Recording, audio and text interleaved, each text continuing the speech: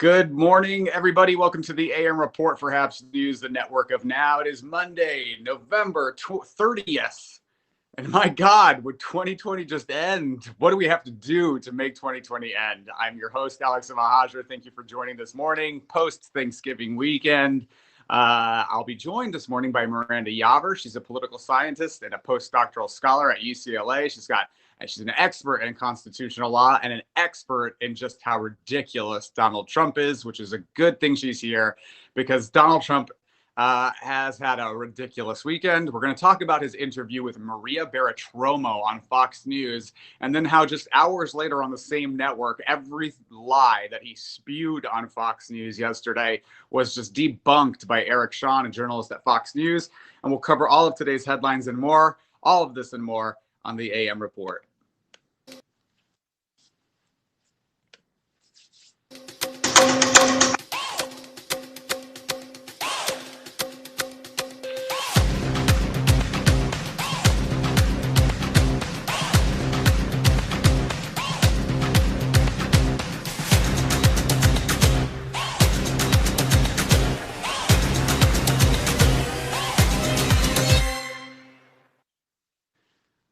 All right. Good morning, everybody. Welcome to the program. I'll be joined in just a moment by Miranda Yaver, political scientist, postdoctoral scholar, to discuss all of what's going on. We've got a lot of people joining this morning. Good morning, Pablo de la Hoya, Ana Yasueda, Carmen Adams. Good morning. In San Diego, Liza Donnelly. Hello.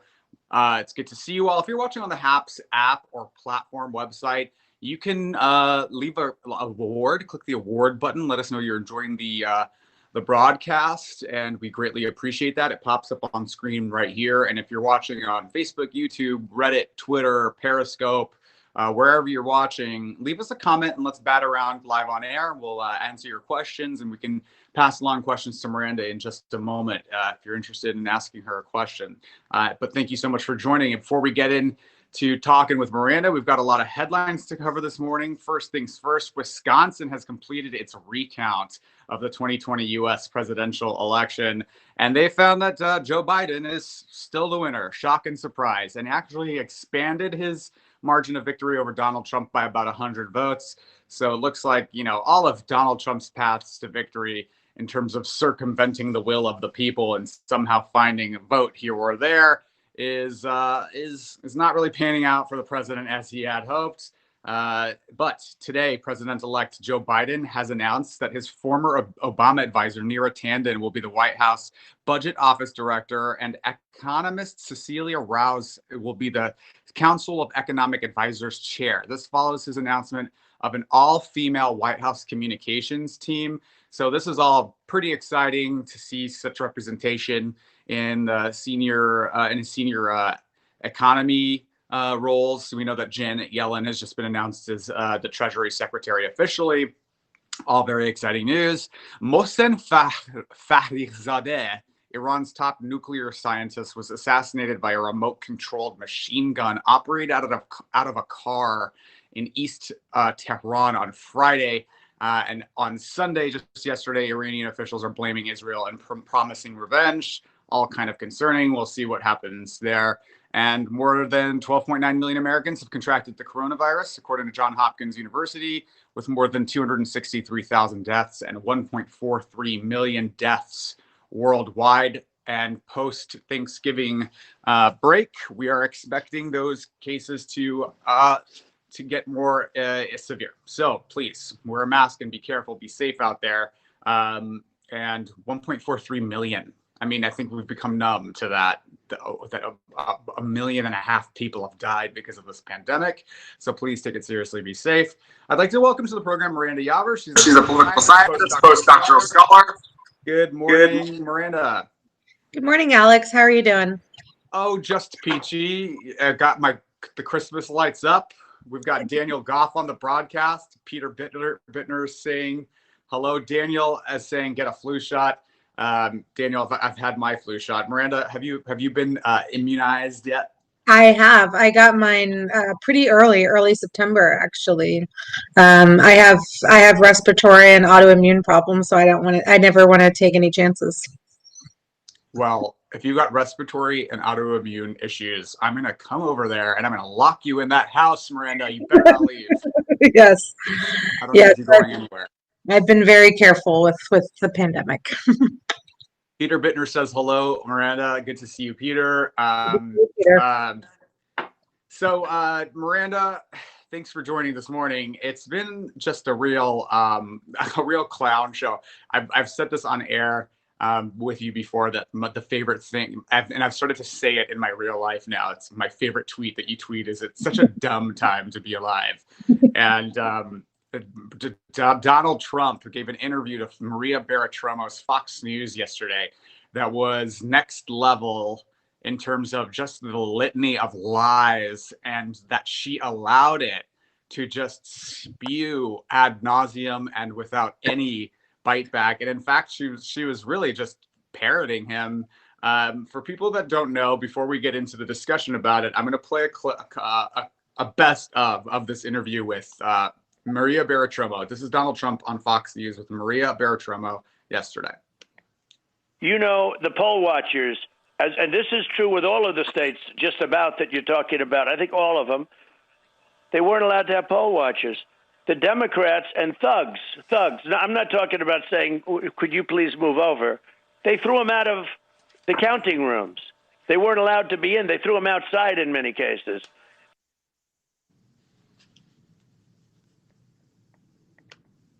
And what happened, if you watched the election, I was called by the biggest people saying, congratulations, political people. Congratulations, sir, you just won the election. It was 10 o'clock, and you looked at the numbers, and I'm sure you felt that way. This election was over. And then they did dumps. They call them dumps, big, massive dumps in Michigan and Pennsylvania and all over. If you take a look. You know, the poll watchers, and this is true with all of the states just about that you're talking about, I think all of them, they weren't allowed to have poll watchers. The Democrats and thugs. Now, I'm not talking about saying, could you please move over? They threw them out of the counting rooms. They weren't allowed to be in. They threw them outside in many cases. You know, the poll watchers, and this is true. This is disgusting, and we cannot allow America's election to be corrupted. We cannot. So you believe you can prove that the computers can circumvent any controls that are in place. And before we leave the subject of Durham, I feel like... I mean, nothing quite gives me the giggles as much as Donald Trump saying they were taking dumps, big dumps. I mean, it was next level. What did you think about this? Did you see the Bartiromo interview, and what are your thoughts on it? So I spared myself cable news most of the weekend. I did catch the clips of the interview. One thing that I was wondering to myself was whether she was always so Trumpian, or whether she just, and whether maybe she was constrained by outside forces, or whether she was always fundamentally like this and just needed a president like Trump to bring it out of her, because it was very disconcerting to see a network anchor really just doubling down on the crazy conspiracy theory that he was and continues to spew.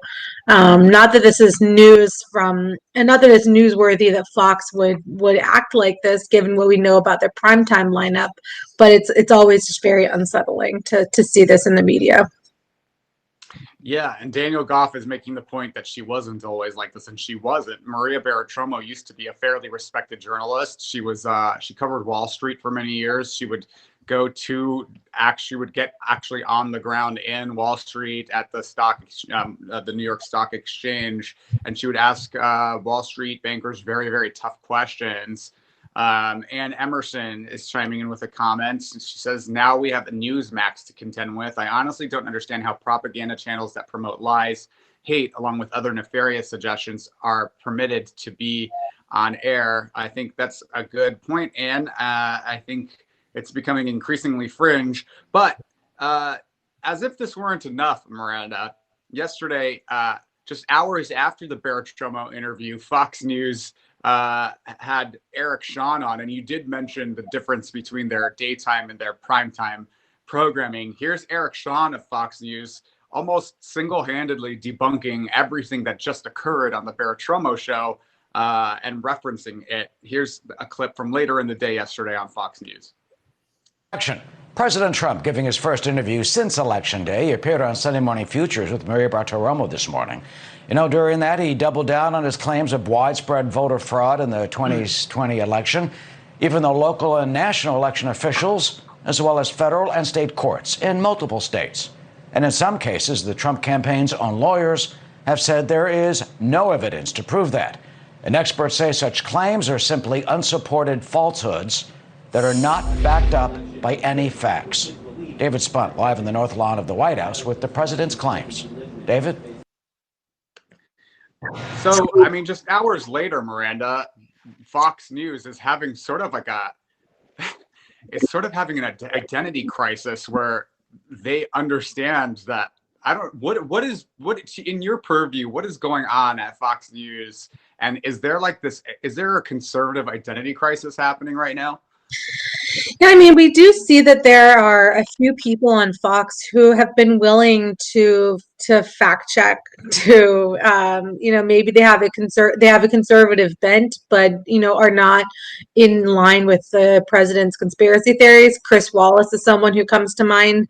Even Brett Baer, for the most part, has been at least conservative, but operating within the realm of reality for the most part, it seems. I could be wrong, but from what I've seen, he isn't going down the Tucker Carlson, Sean Hannity, Laura Ingraham, trajectory, at least not anywhere in that ballpark. And then we have the primetime lineup that is just full on Trump propaganda. And with the exception of when Tucker Carlson had asked for evidence of voter fraud, and she didn't meet the evidentiary standards of the Tucker Carlson show. So it is this very strange, it is a strange dichotomy, but we also know that Trump has been critical of Fox, even though he benefits so much from them. He's also been critical of them when they won't just entirely back up his conspiracy theories. And I just think as we're showing clips of the conspiracy theories that Trump, the voter fraud theory, I just want to reiterate to everyone, we knew at the outset that Trump was going to look like the winner on election night because he encouraged his supporters to vote on election day, and Democrats had been encouraging people to vote early or by mail. And so we already knew that this was going to happen, in terms of looking like Trump was the winner election night and then having the votes counted and realizing that he wasn't. So there's no conspiracy here. This is not a mystery as to why the vote tally changed dramatically. And not just that, Miranda, even the claims that he's making in this interview are claims that his attorneys in court are admitting are not true, like the issues about poll watchers. That his attorneys in court on record have said that that's not true, and yet he is able to sort of spew it ad nauseum. And it's really shameful that a journalist like Maria Bartiromo wouldn't bite back. I mean, yeah. Hold on to your bias if you have to, but bite back on the things that are obviously untrue. And then she's really diving into full-on North Korean news anchor with "this is disgusting," and a lot of people on Twitter yesterday were commenting on how it was reminding them of Korean propaganda. Mossbone thinks that this is politics on Reddit and it's biased. How surprising. So sorry to disappoint you, Moss. I will forever live in regret about that. So Miranda, hi Mossbone. Anyway, Miranda, so it's not just the Fox News identity crisis. It seems like there's a bit of an identity crisis about whether Republicans should support Trump or whether Republicans should just be Republicans. And that is being evidenced right before our eyes in these two Georgia Senate runoff elections that are happening January 5th. So there is somewhat of a movement amongst the MAGA constituency to boycott this election because they are angry with Governor Brian Kemp and the Republican Secretary of State in Georgia for certifying the election for Donald Trump, or excuse me, for Joe Biden, even though Joe Biden certainly won the state by about 12,000 votes. So we know that Republican strategists like Steve Bannon and the Koch of the Koch brothers are looking to see whether people are more dedicated to Trump or are they more dedicated to partisan politics? And I think that is the question. So if people are really angry at the Republican Party for turning their backs on Trump, where they have done it, in the rare instances that they have done it, like with Governor Kemp for merely observing the will of the people, do you think there will be a backlash amongst the MAGA constituency to the Republican establishment? Is there a fracturing of the right or the Republican Party because of Trump? So I think that if President Trump were not contemplating a run in 2024, we would see a much smoother resetting of the Republican Party, sort of back to the party where they would have been very happy with a Ted Cruz or Marco Rubio type president. I think the complication comes with the fact that President Trump is already mulling a 2024 bid, and so there's a feeling that they can't afford to alienate Trump or Trump voters, and I think that that's what it's really going to come down to. I don't think that the Trump wing of the Republican Party is going anywhere. I think that they're going to stick around through 2024, and because of that, that's an identity within the Republican Party that they're going to have to appease, and that's not going to do great things for democracy. It's not going to do great things for fact-based journalism. Indeed, and let's keep our eyes out. That runoff election will be January 5th. Stacey Abrams, who is, I like to call her the Queen of Georgia. She's been on the ground there with an organization called Fair Fight Action, registering voters. She's announced that nearly 1 million voters have registered to receive their absentee ballots by mail in that state for the January 5th runoff.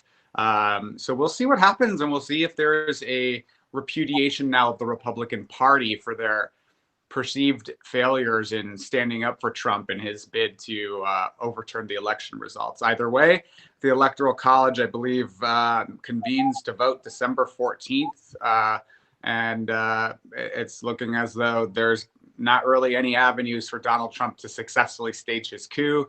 So that's good for democracy. Thank you for joining, Shivani. Thank you, Daniel.